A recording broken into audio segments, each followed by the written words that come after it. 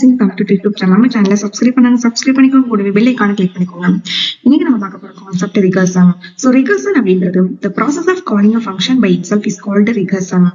Okay, ஒரு function calling it self, அதாவது function வந்து மெயின் ஃபங்க்ஷன்ல இருந்து ஒரு ஃபங்க்ஷன் நம்ம கால் பண்ணி பார்த்திருக்கோம், யூசர் டிஃபைன் ஃபங்க்ஷன்.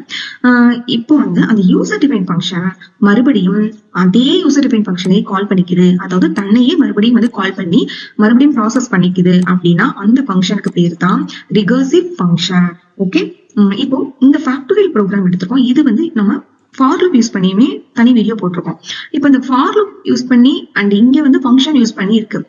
இது ரெண்டுக்கும் என்ன அட்வான்டேஜ் அண்ட் டிஃபரன்ஸ் என்ன அப்படின்றத பார்க்கலாம். இப்போ நம்ம ஃபார் லூப் யூஸ் பண்றோம் அப்படின்னா அது ஒரு டிஸ்அட்வான்டேஜ் தான். இப்போ ஒரு பெரிய ப்ரோக்ராம் எடுத்தா அந்த பெரிய ப்ரோக்ராம்ல ஃபேக்டோரியல் கால்குலேஷன் வந்து அது ஒரு அளவுக்கு மேல வந்து நம்ம பண்ண போறோம் அப்படின்னா, சோ நம்ம வந்து இப்போ 2 times வந்து ஃபேக்டோரியல் கால்குலேஷன் இருக்கு அப்படின்னா ஃபார் லூப் நம்ம வந்து எங்க 2 டைம் தேவைப்படுதோ அந்த இடத்துல ஃபார் லூப் நீங்க ப்ரோக்ராம் கோட் வந்து ரைட் பண்ணணும். ஓகே, 2 times ரைட் பண்ணணும். இதே வந்து நம்ம ஒரு யூசர் டிஃபைன் ஃபங்க்ஷனை வந்து அந்த ஃபேக்டோரியலுக்கு தேவையான அந்த கால்குலேஷன் எல்லாத்தையும் நம்ம வந்து ரைட் பண்ணி வச்சிட்டோம் அப்படின்னா நம்ம ஒரு பெரிய ப்ரோக்ராம்ல எந்த இடத்துல தேவைப்பட்டாலுமே ஜஸ்ட் அந்த ஃபங்க்ஷனை கால் பண்ணா போதும், நம்ம ஃபுல் ப்ரோக்ராம் எழுதணும் தேவையில்லை. ஸோ அதனாலதான் இங்க இந்த ஃபங்க்ஷன் கான்செப்ட் யூஸ் பண்றது ஒரு அட்வான்டேஜ். ஏன்னா நம்முடைய ப்ரோக்ராமுடைய ரைட்டிங் அந்த லென்த் வந்து என்ன ஆகும் அப்படின்னா டிக்ரீஸ் ஆகும், டைம் வந்து நம்மளுக்கு கம்மியாகும். ஸோ இது ஒரு அட்வான்டேஜ். ஸோ இந்த ப்ரோக்ராம் பத்தி டீட்டெயிலா பார்க்க போறோம். ஸோ ஃபேக்டோரியல் அப்படின்னா நமக்கு தெரியும். ஸோ 5 ஃபேக்டோரியல் அப்படின்னா 5 × 4 × 3 × 2 × 1 ஸோ ஈக்குவல் டு 120.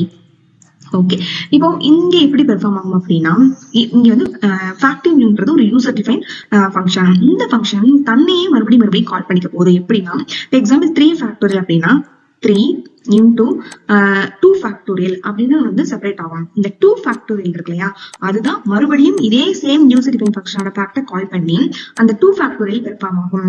அந்த 2 ஃபேக்டோரியல் அடுத்து எப்படி வந்து செப்பரேட் ஆகும் அப்படின்னா 2 × 1 ஆகும். மறுபடியும் அந்த 2 × 1 ஃபேக்டோரியல் ஆகும். அந்த 1 ஃபேக்டோரியல் வந்து மறுபடியும் பெர்ஃபார்ம் ஆகும், அதாவது கால் ஆகும். அப்போ 3 × 2 × 1 எப்போ வந்து 0 ரீச் ஆகுதோ அப்போ 1 ரிட்டர்ன் பண்ணும். அந்த அப்போ டோட்டல் கால்குலேஷன் நடக்கும். 3 × 2 × 1 × 1 வந்து பெர்ஃபார்ம் ஆகும். ஓகே, இப்போ ரிசல்ட் வந்து 6 அதை வந்து கால் பண்ண மெயின் ஃபங்க்ஷனுக்கு ரிட்டர்ன் பண்ணி அதோட வந்து இந்த ப்ரோக்ராம் வந்து எண்ட் ஆயிடும். ஓகே, ஸோ வந்து அந்த ஃபேக்ட்ன்ற ஃபங்க்ஷன் வந்து தன்னையே மறுபடியும் 0 ரீச் பண்ற வரைக்கும் கால் பண்ணி பெர்ஃபார்ம் பண்ணிக்க போகுது. ஓகே, இது வந்து டீடைலா வந்து இந்த ப்ரோக்ராம் வந்து எப்படி பெர்ஃபார்ம் பார்க்கலாம். ஸோ இங்க வந்து user define function first declare பண்ணிடணும். ஸோ இன்ட் ஸ்பேஸ் ஃபேக்ட் பிரேஸ்க்குள்ள int space x. Okay, and main ஃபங்க்ஷனுக்குள்ள வந்து நம்ம யூசர் வந்து ஃபேக்டோரியல் எந்த நம்பர் வந்து ஃபேக்டோரியல் கண்டுபிடிக்கணுமோ அந்த நம்பரை கெட் பண்ணணும் இல்லையா.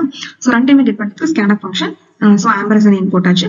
ஸோ இப்போ நம்ம கெட் பண்ண அந்த நம்பர் வந்து வேலிட் நம்பரா இன்வேலிட் நம்பரா அப்படின்னு சொல்லி பார்க்கணும். அதாவது 0வா இருக்கக்கூடாது. 0வா இருந்துச்சுன்னா அது இன்வேலிட். அப்படி 0 இல்லாம நம்ம வேற ஏதாவது நம்பர் கொடுத்துருந்தோம் அப்படின்னா எல்ஸ் பார்ட்டுக்குள்ள வரும். எல்ஸ் பார்ட்ல கம்பைலர் வந்து ஸோ அதுக்குள்ள இருக்கக்கூடிய கோட் ரன் பண்ணும். அப்ப பிரிண்டப்ல அங்கே இருக்கு %d நாட் ஈக்குவல் டு கிடையாது.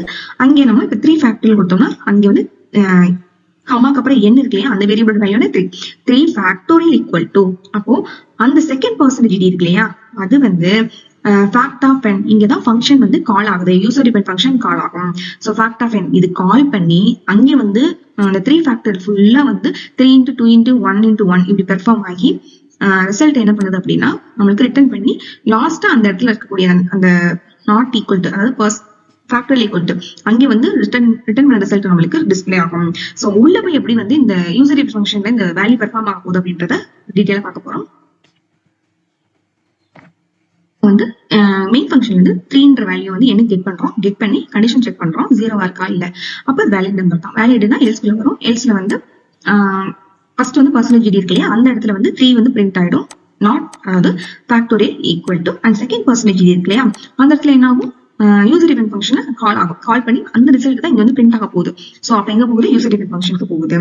ஸோ அங்க என்ன இருக்கு அப்படின்னா ஃபர்ஸ்ட் வந்து இங்க வந்து n இருக்கு இல்லையா, n 3 இருக்கு இல்லையா, அது வந்து கால் பண்ணும்போது அங்க போகும்போது எக்ஸ்ல வந்து 3 வந்து காப்பி பண்ணிக்கும்.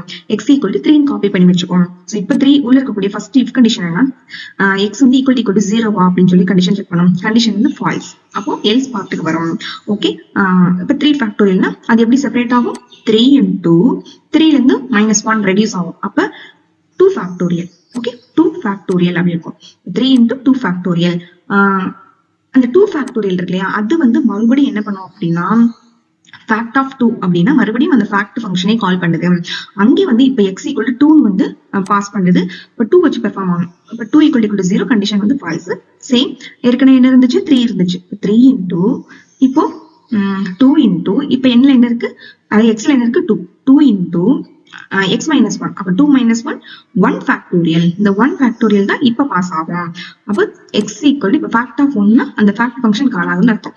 x equal to 1 equal to 0 condition false.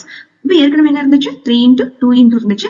இப்ப நம்மளுக்கு 1 xல இருக்கு 1 into 1 minus 1 0. இப்போ இந்த 0 வந்து பாஸ் ஆகும். fact of 0 கால் ஆகுது. அப்ப x equal to 0 0 equal to 0 true. ட்ரூங்கும் போது அங்க வந்து ரிட்டர்ன் 1 if கண்டிஷன்ல ட்ரூ ஆச்சுன்னா அங்க ரிட்டர்ன் 1 ரிட்டர்ன் பண்ணணும்.